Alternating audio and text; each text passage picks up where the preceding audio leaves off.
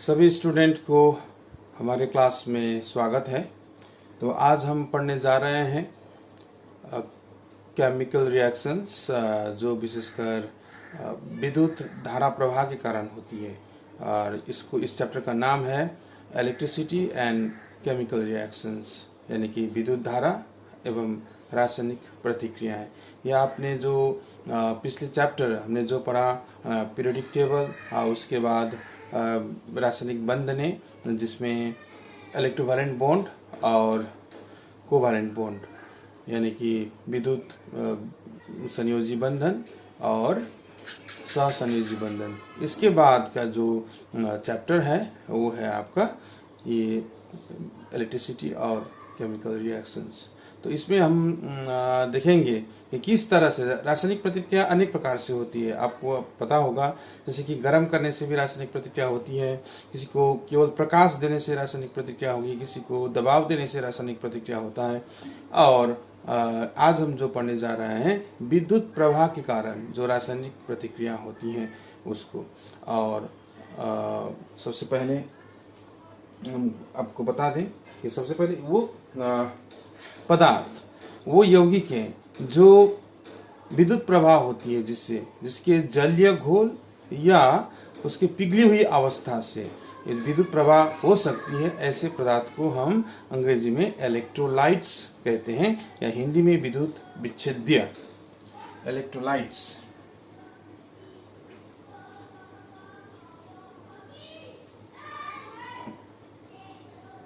Electrolytes कहते हैं उसको। तो इलेक्ट्रोलाइट्स में विशेषकर क्या क्या आते हैं? ये अम्ल भी हो सकता है, क्षार भी हो सकता है, या लवण भी हो सकता है। इसमें जैसे कि अम्ल में इलेक्ट्रोलाइट्स, अम्ल में यदि हम देखें एसिड्स, अम्ल में जैसे कि नाइट्रिक एसिड, सल्फ्यूरिक एसिड और हाइड्रोक्लोरिक एसिड, ये विद्युत विच्छेद्य है अम्ल में। और क्षार में देखिए सोडियम हाइड्रोक्साइड, पोटासियम हाइड्रोक्साइड या एमोनियम हाइड्रोक्साइड या कैल्शियम हाइड्रोक्साइड, ये है क्षार के प्रकार जो इलेक्ट्रोलाइट्स है जिसके जलीय घोल से विद्युत प्रवाह हो सकता है। और लवण में साधारण लवण जो हम लोग घर में चलाते हैं, NaCl, सोडियम क्लोराइड या कॉपर सल्फेट, निकल सल्फेट आदि, ये कुछ यौगिक का नाम है जिससे विद्युत प्रवाह हो सकता है। और प्रवाह होने के बाद उसमें रासायनिक प्रतिक्रिया होगी। तो ऐसे पदार्थ को हम कहते हैं इलेक्ट्रोलाइट्स। अब इलेक्ट्रोलाइट्स के विशेषकर दो प्रकार के होते हैं। एक है स्ट्रॉन्ग इलेक्ट्रोलाइट्स, हिंदी में इसको प्रबल इलेक्ट्रोलाइट्स भी कहते हैं, या और दूसरे प्रकार का हो गया वीक इलेक्ट्रोलाइट, यानी कि दुर्बल इलेक्ट्रोलाइट। ये किसको कहते हैं? स्ट्रॉन्ग इलेक्ट्रोलाइट और दुर्बल इलेक्ट्रोलाइट। ये हम थोड़ा देर बाद यानी कुछ पढ़ाई करने के बाद यदि हम इसको समझाएं तो शायद आप लोग बेहतर समझेंगे। तो सबसे पहले इलेक्ट्रोलाइट्स की परिभाषा। इलेक्ट्रोलाइट्स क्या है? इलेक्ट्रोलाइट्स, इसको आप लोग अंग्रेजी शब्द ही याद करें तो सुविधा होगा, क्योंकि हिंदी में एक से ज़्यादा शब्द प्रयोग करते हैं, इसलिए आपको कंफ्यूजन होगा। आपके बुक में, किताब में जो दिया है वही याद रखिए। विद्युत विच्छेद्य विशेषकर यूज करते हैं, और इंग्लिश में इलेक्ट्रोलाइट्स। इलेक्ट्रोलाइट्स क्या है? तो आपको ये करना होगा, ये लिखना है कि कभी बहुत सारे किताब में इसका डेफिनेशन सही तरह से नहीं दिया है, जो हम बोलते हैं वो आपको नोट कीजिएगा वो।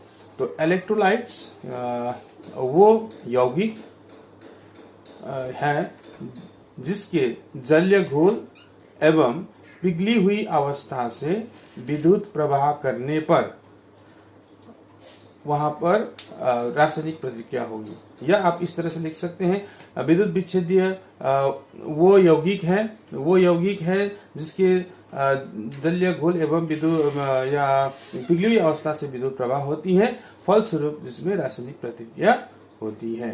तो यही आपको लिखना है विद्युत विच्छेद के परिभाषा में। और आपको एग्जाम्पल यदि पूछा गया तो एग्जाम्पल्स हैं, बहुत सारे एग्जाम्पल हमने लिख दिए, ये विद्युत विच्छेद के एग्जाम्पल्स हैं। तो मैं पहले थोड़ा एक एग्जाम्पल दूंगा कि आप में देखिएगा ये चैप्टर के लिए आपको जो बॉन्डिंग हमने पढ़ाए हैं, आपका विद्युत विच्छेद, सॉरी क्या बोलते हैं उसको, आयोनिक बॉन्डिंग और सहसंयोजी बॉन्डिंग के, ये बहुत ध्यान में रखना होगा, क्योंकि इसमें आपका ये नॉलेज बहुत काम में आएगा विद्युत विच्छेद को समझने के लिए। ठीक है, तो अब देखते हैं।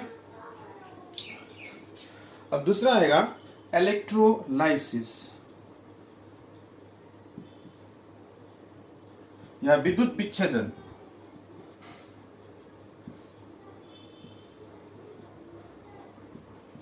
विद्युत विच्छेदन भी कहते हैं या किसी में विद्युत विश्लेषण भी कहा गया है, यानी कि अंग्रेजी में इसको हम कहते हैं इलेक्ट्रोलाइसिस। तो इलेक्ट्रोलाइसिस क्या है? इलेक्ट्रोलाइसिस एक विधि है जिसमें इलेक्ट्रोलाइट्स के जलीय घोल एवं पिघली हुई अवस्था से विद्युत प्रवाह करने पर इसमें रासायनिक प्रतिक्रिया होगी। ठीक है, एक बार फिर से सुन लीजिएगा। विद्युत विच्छेदन वो विधि है जिसमें विद्युत विच्छेद के जलीय घोल या पिघली हुई अवस्था से विद्युत प्रवाह करने पर रासायनिक प्रतिक्रिया होगी। अब हम एक एग्जाम्पल दिखाएंगे, साधारण नमक का विद्युत विच्छेदन कैसा हो रहा है। ठीक है, विद्युत विच्छेदन साधारण नमक का इलेक्ट्रोलाइसिस। देखिए, साधारण नमक इसमें क्या होता है, एक पात्र, इलेक्ट्रोलाइसिस के लिए एक साधारण हम पात्र लेंगे, कांच का पात्र, उसको हम वोल्टामीटर कहते हैं, जिसमें क्या कहेंगे कि नमक का जलीय घोल डाला गया या इसका पिघली हुई अवस्था, और इसमें 2 छड़ डाला गया है, इसको हम कहते हैं इलेक्ट्रोड्स। याद रखना होगा, ये जो छड़ डाला जाता है उसको हम कहते हैं इलेक्ट्रोड्स। ठीक है, तो इलेक्ट्रोड्स, अब ये इलेक्ट्रोड्स को हम क्या करेंगे, बैटरी से इसको जोड़ देंगे। ये बैटरी है, बैटरी का प्लस और माइनस, बैटरी का साइन आपको याद रखना पड़ेगा, प्लस वाला इसमें जोड़ दिए और माइनस वाला इसमें जोड़ दिए। हालांकि इसके रास्ते में हम लोग एक एमीटर भी जोड़ सकते हैं। एमीटर मतलब विद्युत प्रवाह का जो प्रवाह मापने के लिए, इलेक्ट्रिसिटी मापने के लिए यंत्र है। तो यदि प्रभावित होता है तो यहाँ पर एक कांटा होता है, वो कांटा का विच्छेदन हो जाता है। जिस बैटरी का जिस धनोद से जुड़ा हुआ है और ये ऋण वाला छोर से जुड़ा हुआ है, नेगेटिव से जुड़ा हुआ है, इसको कहते हैं कैथोड, इंग्लिश में कैथोड, और इसको कहते हैं एनोड। हिंदी में भी इसको कैथोड और एनोड ही याद रखें तो सुविधा होगा। इसको या तो धनोद और ऋणोद भी कहते हैं, लेकिन आप लोगों को अंग्रेजी में ही याद रखें तो फायदा होगा। तो अब जैसे कि यहाँ से विद्युत प्रवाह होगा, तो यहाँ कुछ, अब पहले क्या होगा, यहाँ पर रासायनिक प्रतिक्रिया होने से पहले जैसे इसका जलीय घोल में हम डालेंगे तो NaCl का विघटन होता है, Na प्लस Cl माइनस, 2 आयनों में। क्योंकि हमने पढ़ा है, आपको पता है, हमने पढ़ा है आयनिक बंधन में, आयनिक बंधन जब पढ़ रहे थे तो आपको NaCl किस तरह से बनता है उसने दिखाया है। क्योंकि सोडियम एक इलेक्ट्रॉन त्याग कर धन आवेश में परिवर्तन हो जाता है, और क्लोरीन का एक परमाणु एक इलेक्ट्रॉन को ग्रहण करके वो ऋण आवेश युक्त परमाणु यानी आयन में परिणत हो जाता है, और दोनों के बीच में जो आकर्षण होता है और बनता है NaCl का परमाणु अणु। तो NaCl जैसे कि जल में डालेंगे तो ये क्या होगा, फिर विघटित हो जाएगा, Na का आयन और Cl का आयन में विभक्त हो जाएगा, पहली बात। अब यहाँ पर जब भी हम पानी में NaCl डालेंगे तो वहाँ NaCl नहीं मौजूद होगा, बल्कि वहाँ पर सोडियम का बहुत सारे आयन और क्लोराइड का आयन मिलेगा आपको। ठीक है, जैसे यहाँ पर ऋण आवेश क्या करता है, धन आवेश को आकर्षित करता है, यानी कि सोडियम में पॉजिटिव है, सोडियम वाला आकर्षित होगा कैथोड की तरफ, और क्लोराइड का जो आयन है वो आकर्षित होगा एनोड की तरफ। तो यहाँ पर कैथोड में क्या रासायनिक प्रतिक्रिया, अब यहाँ पर रासायनिक प्रतिक्रिया होता है, तो कैथोड पर होगा सोडियम एक इलेक्ट्रॉन ग्रहण करेगा और सोडियम का परमाणु बनेगा, और यहाँ पर धीरे धीरे जितने भी सोडियम का परमाणु आयन है वो यहाँ पर जाकर एक इलेक्ट्रॉन ग्रहण करके सोडियम का परमाणु के रूप में यहाँ पर जमा हो जाता है और सोडियम धातु का यहाँ पर डिपोजिशन हो जाएगा। ठीक है, ये रिएक्शन होगा कैथोड पर। अब क्लोराइड क्या करेगा, तो एनोड पर क्या रिएक्शन होगा,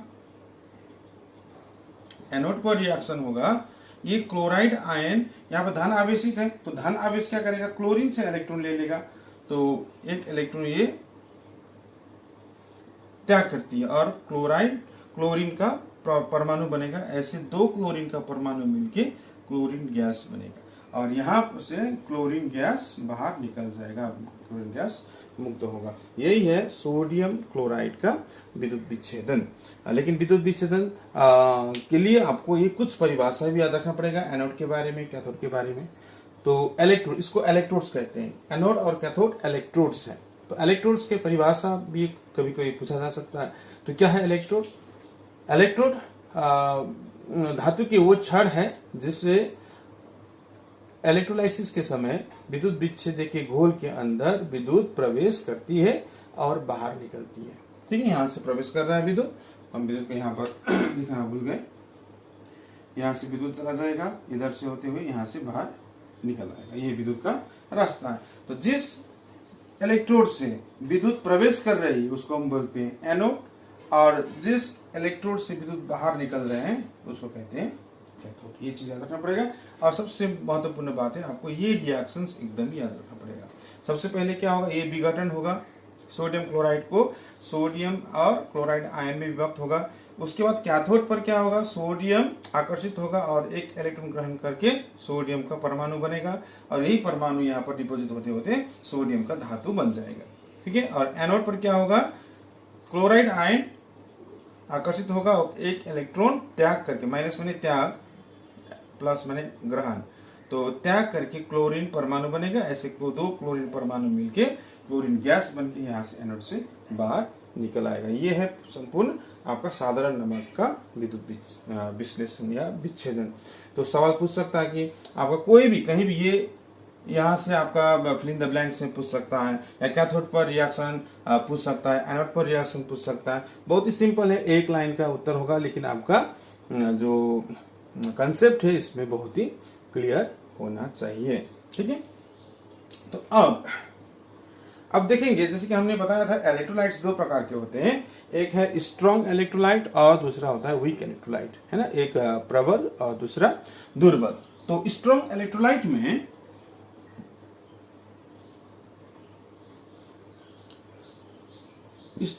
ये जो जल में डालने पर या पिघलाने पर जो विघटन हो रहा है, ये पूर्ण रूप से स्ट्रॉन्ग इलेक्ट्रोलाइट में पूर्ण विघटन होगा। ठीक है, और वीक इलेक्ट्रोलाइट में ये आंशिक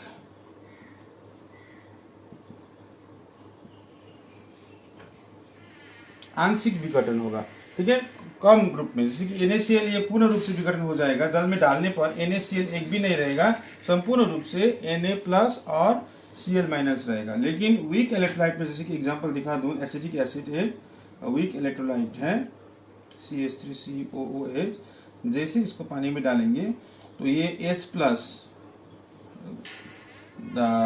आपका कैटायन के रूप में रहेगा, और ये जो है CH3COO- ये एनायन के रूप में रहेगा।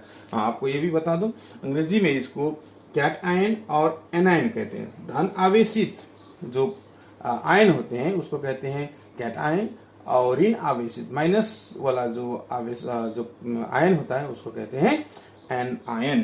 ठीक है, कैटायन और एनायन, आपको यहाँ पर लिख दूं, कैटआयन और एनायन, हमेशा दो आयन में विभक्त होता है, एक है कैटायन और दूसरा है एनायन। तो यहाँ पर भी एसिटिक एसिड का भी हो रहा है, कैटायन और एनायन में विभक्त हो रहा है, लेकिन जल में केवल ये नहीं रहेंगे, इसका ये भी अविघटित भाग भी उसी जल में रहेगा, यानी कि आंशिक रूप से कुछ भाग ऐसे अवस्था में रहेगा, कुछ भाग इसी अवस्था में रहेगा। इसलिए हम इसको इस तरह से डबल हेडेड एरो यानी कि डबल एरो से दिखा सकते हैं वीक इलेक्ट्रोलाइट में। लेकिन स्ट्रॉन्ग इलेक्ट्रोलाइट में खाली सिंगल एरो से हम दिखाएंगे, क्योंकि ये नहीं रहेगा जल में डालने पर NaCl नहीं रहेगा, संपूर्ण रूप से ये रहेगा। और जैसे कि वीक इलेक्ट्रोलाइट एसिटिक एसिड रहेगा तो ये भी होगा मौजूद, ये भी होगा और ये भी होगा। 3 प्रकार के वहां कण पाए जाते हैं। ठीक है, अब इसी तरह से जल का भी हम लोग विद्युत विच्छेदन दिखा सकते हैं। जल के विद्युत विच्छेदन के लिए एक विशेष प्रकार का ये पात्र है, इसको मैं आपको यहाँ पर स्क्रीन पर दिखा रहा हूँ, आपको ध्यान से देखिएगा। जल का विद्युत विच्छेदन के लिए ये पात्र है, 2 बड़े बड़े सिलेंडर हैं और बीच में एक पाइप द्वारा कनेक्टेड है और इसमें और एक पाइप है छोटा सा। ठीक है, और यहाँ पर जल भरेंगे, जल भर के यहाँ पर 2 ये इलेक्ट्रोड के रूप में काम करेगा। यहाँ पर तार लगाया गया है, एक है कैथोड दूसरा है एनोड। ठीक है, और यह हम इसको बंद कर सकते हैं। ये विद्युत विच्छेदन करने से पहले जल में हम क्या करेंगे, कुछ बूंदे सल्फ्यूरिक एसिड डालेंगे। ठीक, क्योंकि शुद्ध जल विद्युत का कुचालक होते हैं, इसलिए इसको सुचालक करने के लिए कुछ विद्युत बूंद सल्फ्यूरिक एसिड डाला जाता है ताकि इससे विद्युत प्रवाह हो सके। और विद्युत प्रवाह करने पर क्या होगा, ठीक है, आपको सवाल आएगा। देखिए यहाँ पर भी हम एक बार बता दें, साधारण नमक के विद्युत विच्छेदन में कैथोड पर क्या मुक्त होगा, ये सवाल आ सकता है। ठीक है, तो कैथोड पर क्या मुक्त होगा, सोडियम। एनोड पर क्या मुक्त होगा, क्लोरीन। बस ये आपको ध्यान में रखना पड़ेगा। और यही चीज यदि जल का हो तो जल में हम क्या दिखा सकते हैं, जल का विद्युत विच्छेदन हो तो कैथोड पर क्या निकलेगा और एनोड पर क्या निकलेगा, ये हम एक रासायनिक प्रतिक्रिया के सहायता से दिखा रहे हैं। ठीक है, और ये जितने भी रासायनिक प्रतिक्रिया है ये विद्युत के कारण हो रहा है। विद्युत कहाँ से प्रभावित हो रहा है, बैटरी के द्वारा। ठीक है, बैटरी के द्वारा हम यहाँ पर विद्युत दे रहे हैं। अब देखिए, यदि जल का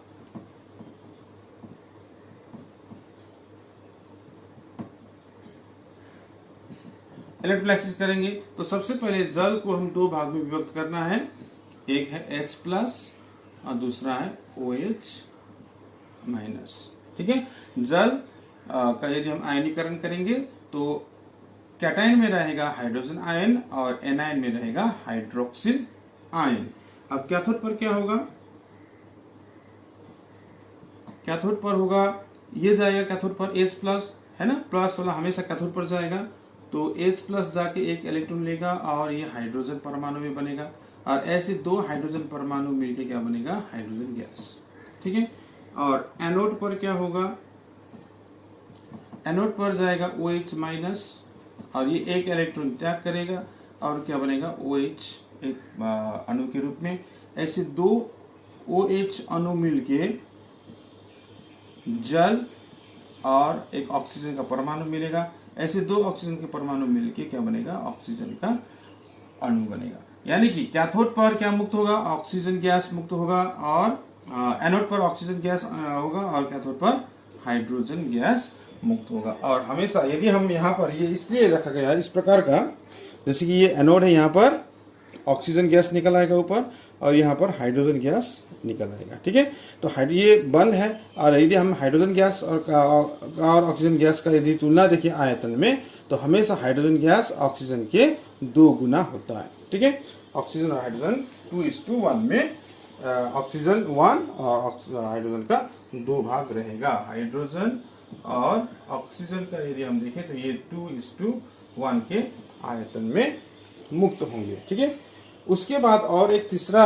विद्युत विच्छेदन है, वो है कॉपर सल्फेट का। ये बहुत जरूरी है आपको दिखाना।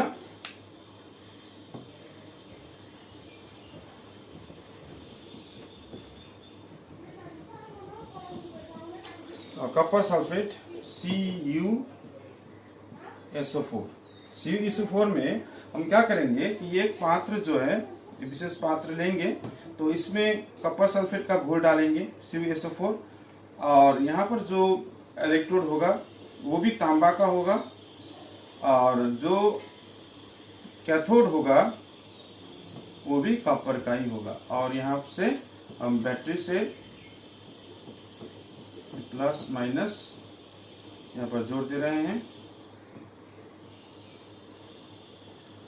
विद्युत यहाँ से चला जाएगा, यहाँ से निकलेगा पूरा होके, और ये माइनस है, ये प्लस है। ठीक है, तो अब यहाँ पर कॉपर सल्फेट का पहले क्या होगा, विद्युत विच्छेदन से पहले जल में डालने पर एक Cu2 प्लस होगा प्लस SO4 2 माइनस 2 इसलिए आया कि कॉपर का वैलेंसी 2 है, इसलिए 2 प्लस होगा और सल्फर का भी माइनस 2 रहेगा। ठीक है, तो कैथोड पर क्या होगा, देखो कैथोड पर यहाँ पर Cu2 प्लस और SO4 2 माइनस, तो ये प्लस वाला इधर चला जाएगा, तो कॉपर हमेशा प्लस वाला कहाँ चला जाता है, कैथोड पर। कैथोड में 2 इलेक्ट्रॉन, ये 2 प्लस है तो 2 इलेक्ट्रॉन ही लेगा, 2 इलेक्ट्रॉन लेके ये धातु कॉपर में आएगा। लेकिन अब जब सल्फेट यहाँ पर जाएगा या कौन जाएगा, इसमें हमको वो वाला पार्ट नहीं दिखाना है। कॉपर सल्फेट भी जा सकते, यहाँ पर जलीय घोल है तो इसमें जल का भी, जैसे कि हमने दिखाया था यहाँ पर H2O, तो H plus plus OH minus, हमेशा याद रखना पड़ेगा। यहाँ H प्लस भी जा सकता है और Cu2 प्लस भी जाएगा, लेकिन दोनों में कंपटीशन होगा, हमेशा Cu2 प्लस भारी रहेगा क्योंकि वो हाइड्रोजन से ज्यादा क्रियाशील है, इसलिए यहाँ पर चला जाएगा। और दूसरा सल्फेट और हाइड्रोक्सिल, ये इसमें और इसमें कंपटीशन होगा तो हमेशा ये चला जाएगा। ठीक है, और यहाँ से OH माइनस चला जाएगा, तो जैसे जल में हुआ क्या निकलेगा, ऑक्सीजन निकलेगा। वो पार्ट भी हमको दिखाना नहीं है। लेकिन यहाँ पर दूसरा एक प्रकार का रिएक्शन होगा, वो क्या है, यहाँ कॉपर से यहाँ पर ये यहाँ का कॉपर निकल कर यहाँ पर डिपॉजिट होगा, लेकिन यहाँ का कॉपर जो है यहाँ पर फिर घुल जाएगा। ठीक है, कॉपर सल्फेट का घोल ये रहेगा, आसमानी नीला रंग का रहेगा, लेकिन इसका रिएक्शन होने के बाद कोई कलर में चेंज नहीं रहेगा, क्योंकि कॉपर सल्फेट ज्यों का त्यों रहेगा। ठीक है, क्योंकि एनोड में रिएक्शन क्या होगा, कॉपर, ये जो कॉपर है वो फिर 2 इलेक्ट्रॉन क्या करेगा, त्याग करके फिर कॉपर का आयन बन रहा है, जस्ट अपोजिट रिएक्शन। ठीक है, कैथोड में कॉपर के आयन से कॉपर बन रहा है और एनोड में कॉपर से कॉपर का आयन बन रहा है, यानी कि कॉपर सल्फेट में मिल जा रहा है फिर से। ठीक है, तो ये रिएक्शन बहुत इंपॉर्टेंट है, बहुत बार बच्चे इसमें गलती कर जाते हैं, सल्फेट को दिखा देते हैं, सल्फेट को नहीं दिखाना है, बल्कि क्या दिखाना है, कॉपर किस तरह से फिर से घोल में आ रहा है। ठीक है, तो पहले आपको याद रखना पड़ेगा हमने क्या कहा, एक बार रिकैपिचुलेट कर देंगे कि विद्युत विच्छेद्य क्या है। विद्युत विच्छेद्य है वो यौगिक जिसके जलीय घोल या पिघली हुई अवस्था से विद्युत प्रवाह होती है और फलस्वरूप कुछ रासायनिक प्रतिक्रिया होती है। और विद्युत विच्छेदन भी क्या है, वही क्रिया है, वो एक विधि है जिसमें विद्युत विच्छेद्य के जलीय घोल या पिघली हुई अवस्था से विद्युत प्रवाह होती है और फलस्वरूप रासायनिक प्रतिक्रिया होगी। ठीक है, और इसमें 2 प्रकार के विद्युत विच्छेद्य हमने दिखाया है, एक है वीक और दूसरा है स्ट्रांग। तो स्ट्रांग में क्या है, पूर्ण रूप से विद्युत इसका आयनीकरण या विघटन होगा, और वीक में आयनीकरण आंशिक रूप से होता है। ठीक है, जिसमें हमने दिखाया आपको साधारण नमक का विद्युत विच्छेदन कैसे होता है। कैथोड में सोडियम जाएगा, एनोड में क्लोरीन जाएगा, और उसके बाद जल का दिखाया, कैथोड में हाइड्रोजन जाएगा, एनोड में ऑक्सीजन जाएगा, और उसके बाद हमने कॉपर सल्फेट का दिखाया, आपका कैथोड में आपका तांबा यानी कि कॉपर डिपॉजिट होगा, और एनोड से जो कॉपर का एनोड लगाया गया है वो धीरे धीरे वो विलयन होता जाएगा घोल में, इस तरह से। ठीक है, तो आज आप ये वीडियो आपको कहीं समझ में नहीं आया तो बार बार उसको रिवाइंड करके देख लीजिएगा, और प्रश्न है तो प्रश्न हमको आप कीजिएगा, और थ्रू व्हाट्सएप भी कर सकते हैं, या इसी वीडियो के नीचे भी आप कमेंट कर सकते हैं। हालांकि यूट्यूब ये मैं लॉकडाउन पीरियड के दौरान जो हमारे स्कूल के विद्यार्थी हैं उनके लिए वीडियो बना रहा हूँ। हालांकि बाकी विद्यार्थी भी इस वीडियो को यदि फ़ायदा उठाना चाहें तो इस मेरे चैनल को सब्सक्राइब करें और लाइक करें, और इसी में नीचे आपको कमेंट करके प्रश्न पूछ सकते हैं। आप अच्छा से रहिएगा, घर में रहिएगा, सेफ रहिएगा, पढ़ते रहिएगा। Thank you very much.